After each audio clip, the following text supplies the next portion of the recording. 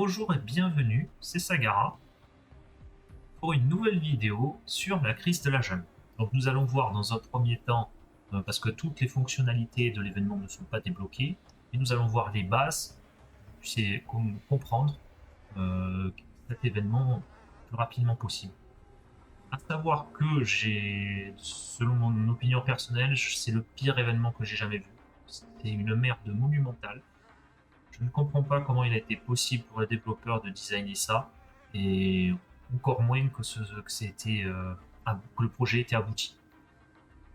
Nous allons donc commencer par voir la carte de l'événement. La carte de l'événement, la voici. Donc elle se présente comme un raid insulaire. Une fois à l'intérieur de l'événement, voici comment ça se présente. Et voici notre héliport. À savoir qu'il n'y a pas de QG dans cet événement, toutes les troupes partiront de votre héliport ici présent. À noter aussi, très important, ici, comme beaucoup de jeux gacha, il y a de l'endurance. C'est-à-dire que sans cette endurance, vous ne pouvez pas jouer au jeu. Vous récupérez un jeton d'action, comme il est marqué ici, ou endurance, comme vous préférez, toutes les 10 minutes. Et il vous faut à peu près 24 heures pour une récupération totale des 160 points d'endurance. Donc une fois arrivé sur ce territoire, vous voyez ici, notre ami a déployé une troupe.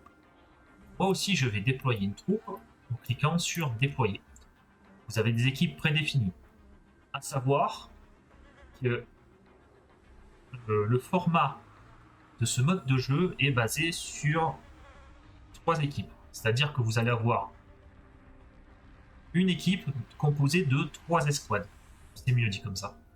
Sachant que sur ces 3 escouades, vous pouvez utiliser vos bonus, par exemple, d'attaque dans votre inventaire avant, ou de bataillon, c'est-à-dire d'augmentation de capacité de vos bataillons. C'est-à-dire là, moi, j'ai pas de bonus, je suis à 700 000 soldats, si je mettais les 25 et 50%, j'atteindrai les millions. Une fois l'escouade déployée, comme ici présent, vous voyez, j'ai 20 points d'action, je vais en utiliser 1. Donc ça me consomme 1 point d'action.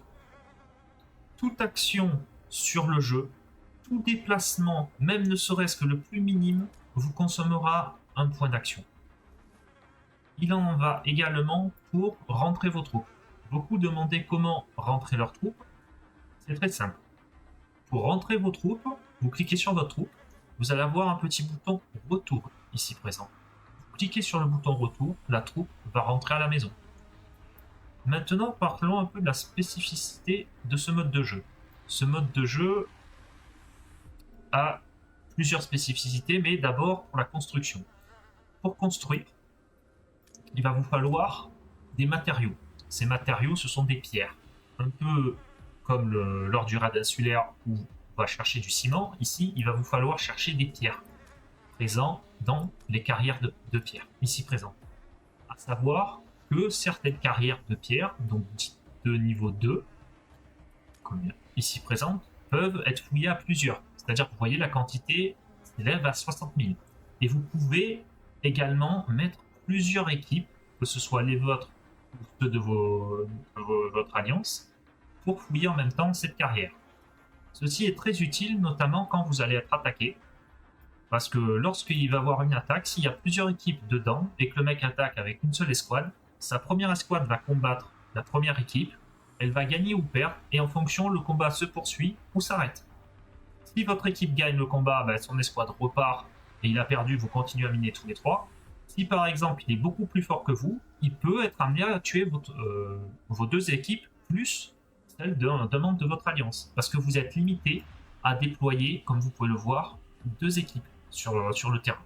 Donc 2 équipes composées de 3 escouades. Ce qui fait énormément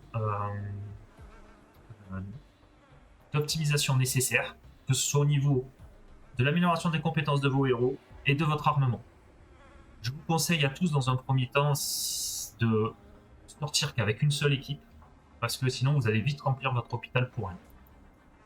Pour construire les tours, il suffit donc de ciment, enfin de pierre, comme je les ai présentés. Une fois que vous en avez, vous pouvez construire et appuyer sur capturer. Donc par exemple, moi j'ai envie d'aller ici pour capturer, je vais capturer ici. ça me désignait une troupe, ici présent, toujours l'utilisation d'un point d'action, et hop, je vais capturer la zone. J'ai été débité en pierre que j'avais farmé au préalable, et cela lance la construction. À savoir qu'une fois que ma troupe est arrivée à destination, je ne suis pas obligé de rester. Je peux retirer ma troupe et la faire s'en aller. C'est-à-dire qu'une fois la construction terminée, je peux tout aussi bien aller faire lancer une autre construction. Enfin, une fois la construction lancée, pardon, je peux tout aussi bien aller lancer la construction à côté. Ce que je vais faire de ce pas.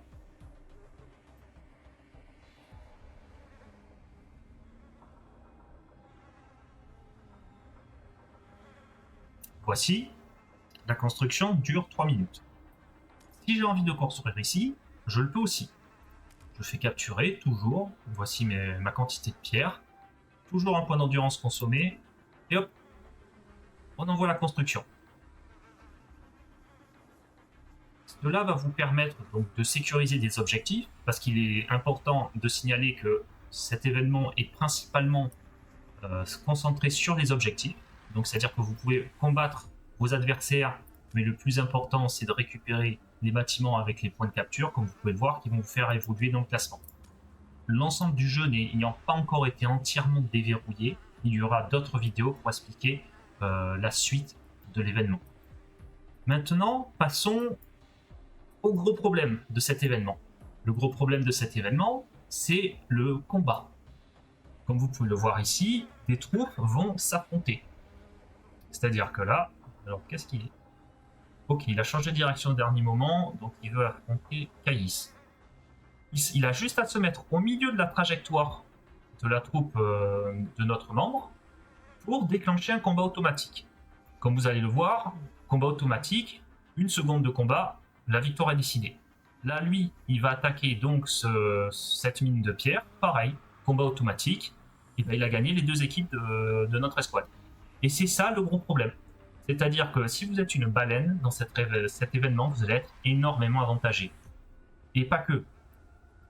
Si vous êtes bien opti aussi, mais ce qui est normal en soi.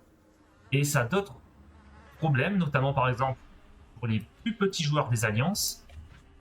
Lors de mes combats, comme vous pouvez le voir, je suis encore T5 et j'affronte des mecs full opti T6 littéralement dans un octogone, ce qui est littéralement injouable. Lors d'événements tels le raid d'archipel ou le raid insulaire, quand on croise des gros joueurs, on peut se mettre à plusieurs sur eux, mais ce n'est pas le cas lors de cet événement. C'est-à-dire que ce qui s'est passé par exemple ici dans cette mine, où il y avait plusieurs équipes alliées dans la mine, quand il a attaqué, il a gagné le combat contre la première équipe, et il a ensuite gagné le combat contre la seconde équipe. Ça s'est fait par ordre. Donc forcément, si une personne est très très fort, il va rouler sur tout l'événement et la plupart des joueurs ne pourront juste rien faire parce que nous ne pourrons pas nous mettre à plusieurs pour lutter contre lui. Ce qui est pour moi un défaut majeur de conception de cet événement qui favorise littéralement les baleines à un point phénoménal. Nous n'avons pas encore tout débloqué en fonctionnalité. Donc notamment, je voulais vous parler d'une fonction qui s'appelle, quand on clique sur un bâtiment ennemi, charge groupée.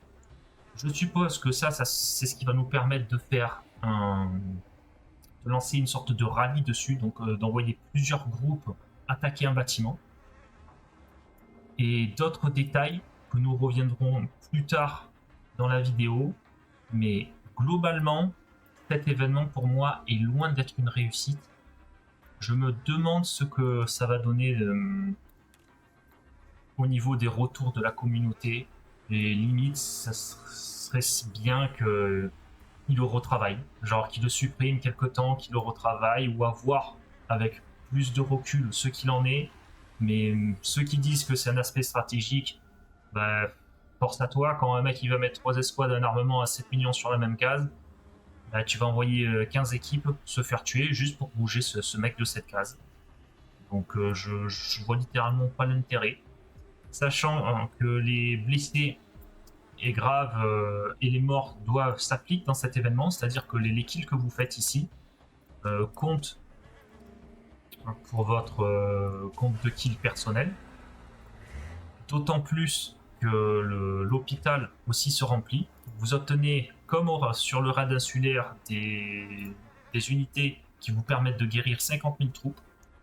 Alors, à savoir si, comme sur le raid insulaire, ces sachets se conservent d'un événement à l'autre, je suppose que oui. Mais je n'en ai pas la certitude, vu que c'est le premier événement sur la question.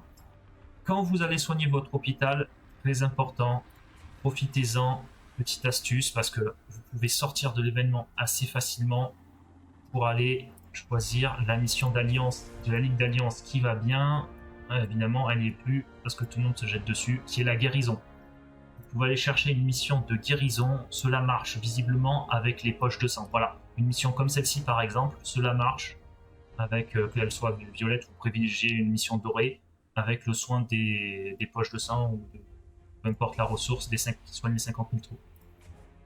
Vous pouvez également rentrer-sortir de l'événement, il n'y a absolument aucun souci. Vous voyez, j'ai mes unités qui sont en récolte. À savoir que toutes troupes sorties à l'extérieur seront décomptées de vos troupes totales à l'intérieur de l'événement. Je m'explique, si vous sortez toutes vos troupes dehors pour aller chasser des zombies et que vous rentrez dans l'événement, vous aurez littéralement aucune troupe à l'intérieur de l'événement. Maintenant, pour finir, parlons un peu des récompenses de l'événement. Donc nous avons un peu comme ORI la première prise gratuite, la prise avec le pass à 5€ et 20 balles. Bon, autant vous dire, contentez-vous des gratuits, c'est même potentiellement le 5, mais ça en vaut pas le coup.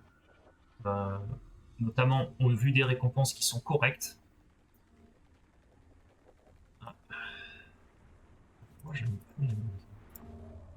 Qui sont correctes, mais qui sont surtout faites pour les anciens joueurs. Par exemple, quand vous avez cette interface ici, donc la puce violette ne coûte pas 50 pièces de ronces. Je ne comprenais pas au début, mais en fait, aucun matériau excédent disponible pour l'échanger.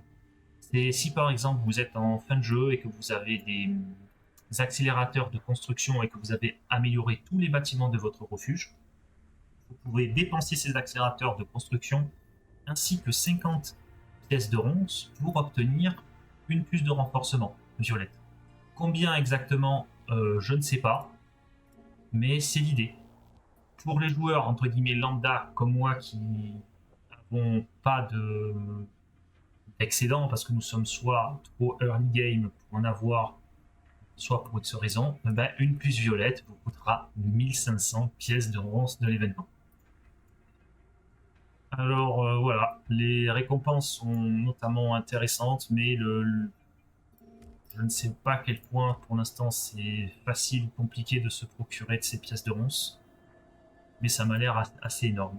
Pour 1500 par exemple pour une puce violette, après les quantités sont là, donc si c'est convenablement obtenable et que vous avez du temps à passer et des ressources à utiliser, potentiellement ça peut être un bon moyen de se faire des stocks d'accélérateurs, parce qu'il y en a quand même 500.